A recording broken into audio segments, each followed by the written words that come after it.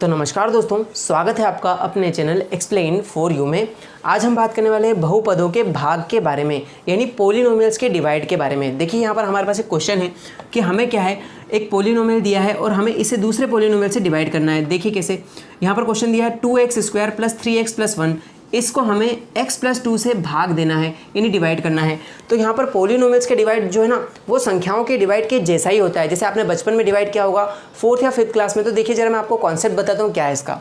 मान लीजिए आपने बचपन में किया था कि 4 को जो है आपको भाग देना है 16 से। तो आप क्या करते थे, 4 के टेबल में 16 कितनी बार में आता है वो यहाँ पर लिखते थे आंसर में कि यार 4 के पहाड़े में 16 जो है ना वो 4 बार में आता है। और फिर आप क्या करते थे, यहाँ पर एक दूसरा नंबर लिखते थे जिसे आप घटाते थे 16 में से। किसे लिखते थे, इन दोनों का गुणा करके लिखते थे। तो 4 चौक कितना हो जाता था, ये 16।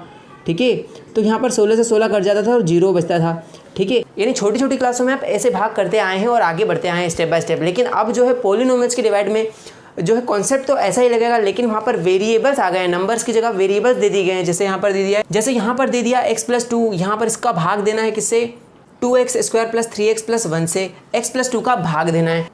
तो आप बोल रहे होगे कि सर क्वेश्चन में अगर नंबर से डिवाइड देने को बोला होता तो हम नंबर से तो डिवाइड दे देते, लेकिन ये तो x के फॉर्म में दिख रहे हैं दोनों के दोनों। x⁻², यहाँ पर x पावर है, यहाँ पर भी x + 2 है, यानी x के फॉर्म में पूरा क्वेश्चन हमारा है। तो इसको कैसे डिवाइड देंगे, तो इसको भी उसी तरीके से डिवाइड देंगे, लेकिन यहाँ पर थोड़े वेरिएबल्स के रूल आपको पता होना चाहिए। देखिए वेरिएबल इस क्वेश्चन में क्या है, यहाँ पर वेरिएबल की जगह x ही दिया है। वैसे तो y, z और ABCD के दूसरे भी वेरिएबल्स होते हैं जो आपके मैथमेटिक्स के क्वेश्चनों में बहुत बार आते हैं, लेकिन इस क्वेश्चन में जो है मेनली हमारा x पर फोकस है, क्योंकि x में ही क्वेश्चन दिया है। तो यहाँ पर देखिए वेरिएबल से जुड़े हुए कुछ रूल मैं आपको बताता हूँ। देखिए कैसे, वेरिएबल्स जैसे हो गया आपका x का x में गुणा करना है आपको। तो x का x में अगर आपको गुणा करना है तो वो 2x नहीं होने वाला, 2x तो बिल्कुल नहीं होगा। वो क्या होगा, देखिए x और x, यानी ये भी x की प्रजाति का है, यानी x है, और ये भी x है, यानी दोनों सेम फैमिली से है, x की फैमिली से है। तो हमें क्या करना है कि x ही लिख देना है नीचे। और यहाँ पर देखिए इसमें कोई पावर लगी क्या, इसकी कोई घात है क्या, नहीं है तो 1 मान ली। इसमें भी पावर नहीं है तो 1 मान ली।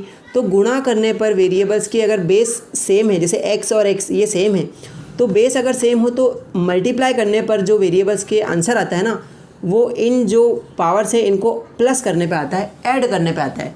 तो x का x में गुणा करोगे ना तो x की पावर 2 आ जाएगा। चलिए मैं एक और बार इस एग्जांपल को समझाने की कोशिश करता हूँ। यहाँ पर हम दूसरे वेरिएबल ले लेते हैं, जैसे हमने ले लिया y² का गुणा करना है आपको y की पावर 5 में, यानी y की पावर 2 का गुणा y की पावर 5 में करना है। तो y भी वेरिएबल है, तो अब हमें क्या करना है, देखिए वेरिएबल को देख लेना है क्या सेम बेस है, हाँ ये भी y है ये भी y है, तो बेस तो सेम है तो y आ जाएगा। और बेस अगर सेम होता है तो वेरिएबल्स का इंटू करते समय पावर्स जो है ऐड हो जाती है। बेस सेम हो तो पावर्स ऐड हो जाती है, यानी कि 2 + 5 कितना हो जाएगा, 7 पावर हो जाएगी, ऐसा होगा।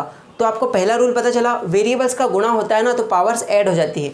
ठीक है, गुणा होगा तो पावर ऐड होगी अगर उनके बेस समान है तो। अब अगर बेस अलग अलग हो तो क्या होगा, देखिए अगर हमें x² का गुणा करना है y² से, तो अब आप बोलोगे सर यहाँ पर भी पावर्स ऐड हो जाएगी क्या, 2 और 2 4 पावर हो जाएगी क्या, नहीं, ऐसा यहाँ पर नहीं होने वाला। क्यों नहीं होगा, क्योंकि बेस सेम होते हैं ना, और जब वेरिएबल का गुणा होता है तब जो है पावर्स ऐड होती है। यहाँ तो बेस ही सेम नहीं है तो पावर कहाँ से ऐड होगी। तो सर अब कैसे होगा गुणा, तो गुणा ऐसे होगा कि x² तो x² रहेगा और y² रहेगा। तो इनका गुणा तो x² y² ही आ जाएगा, क्योंकि इनका गुणा होने वाला नहीं है, क्योंकि बेस सेम होते तब पावर ऐड होती। तो वैसे के वैसे ही वो दोनों बेस लिखा गया और पावर्स भी वैसे ही लिखा गई। अब एक और सेकेंड रूल है वेरिएबल्स का, गुणा वाला रूल आप सीख गए हो।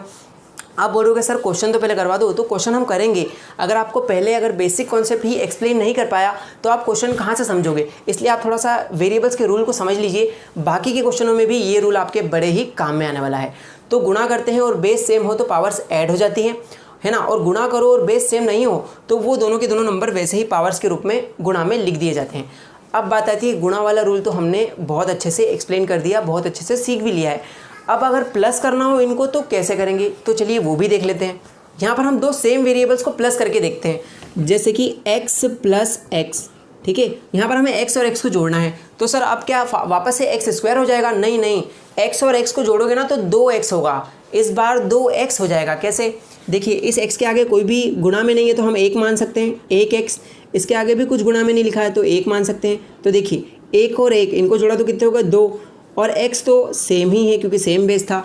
तो देखिए एक एक्स और एक एक्स बच्चा बता देगा कि x और x 2x होता है। अब एक और देखिए, जैसे मान लीजिए यहाँ पर लिखा है 2x प्लस लिखा है 5x, तो अब आपको क्या करना है, 2 और 5 नंबरों को पहले जोड़ लो, यानी 2 और 5 हो गए 7, और x वैसा का वैसा ही, क्योंकि बच्चे को पता है 5x में 2x जोड़ोगे तो 7x हो जाएगा। ठीक है, 5x 2x 7x, यानी बड़ा ही ईजी सा है। यानी जब आप उनको जोड़ते हो तब पावर्स ऐड नहीं होती, तब तो सिर्फ आगे के नंबर्स ऐड हो जाते हैं, जैसे 2 और 5 ऐड हो गए 7, तो वेरिएबल तो वैसा का वैसा ही आ जाता है, यानी x तो वैसा ही रहता है। अब y को चलिए जोड़ के देखते हैं, तो y में भी सेम रूल है। अरे वेरिएबल तो वेरिएबल होता है, यहाँ पर x था तो वहाँ y होगा।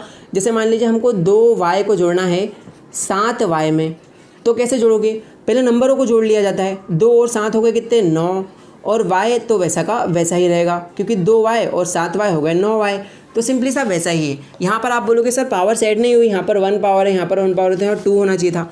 तो मेरे भाई प्लस करते समय पावर्स ऐड नहीं होती, केवल जो उनके आगे बड़े से नंबर रहते हैं, जैसे यहाँ पर 2 था और यहाँ 7 था, वो नंबर्स ऐड होते हैं और बाकी बेस तो सेम ही रहता है। तो यहाँ पर मैं आपको 2 चीज़ें बता चुका हूँ। तो रूल्स को समझने के बाद अब हम सॉल्व करेंगे हमारा क्वेश्चन। देखिए क्वेश्चन क्या दिया था, 2x² + 3x + 1, इसको हमें डिवाइड देना है किससे, x + 2 से इसे डिवाइड देना है। तो चलिए हम डिवाइड के फॉर्मेट में लिख लेते हैं, सॉल्यूशन लिखेंगे और हमें क्या करना है, डिवाइड देना है। तो हमें इसका डिवाइड देना है, तो हम इसे यहाँ लिख देंगे 2x² + 3x + 1। ठीक है, इसे हमने यहाँ लिख दिया डिवाइड के अंदर, और डिवाइड देना किससे है, x + 2 से, तो इसको यहाँ पर x + 2 लिख देंगे। ओके, अब देखिए सिंपल सा, हमें करना कुछ भी नहीं है। आप बोलोगे सर x + 2 का इसमें डिवाइड देना तो बहुत मुश्किल लग रहा है, लेकिन आपको सिंपल सा है कि यहाँ पर देखिए पहली स्टेप ये है डिवाइड देने की। यहाँ पर आपको सिंपल करना क्या है कि इसके आगे वाली टर्म ले लेनी है। यहाँ पर देखिए आगे का क्या आ रहा है, x + 2 में आगे क्या आ रहा है, x आ रहा है, तो x को ले लेना है, और इसमें जो है आगे क्या है, सबसे आगे है 2x²। तो सिंपल सा हमें इनके आगे वाले जो टर्म्स है ना उनका ही डिवाइड करना है। तो 2x² में कर दो x से डिवाइड, तो कर देते हैं भैया 2x² में x से डिवाइड। तो देखिए ये सिंगल x है और यहाँ पर x² है, यानी कि x गुणा x है, तो इससे ये पावर कैंसिल हो जाएगी। तो यहाँ पर क्या बचा, 2x, दोनों कैंसिल हो गए हैं। यहाँ पर x की पावर 2 था, तो कैंसिल आउट होने के बाद में 2x बचा है। तो यानी कि पहले वाली टर्म्स को जब डिवाइड दिया, x का 2x² में डिवाइड दिया तो 2x आया। ये तो सिंपल सी बात है, रफ में आपने डिवाइड दिया आगे वाली टर्म्स को तो 2x आया।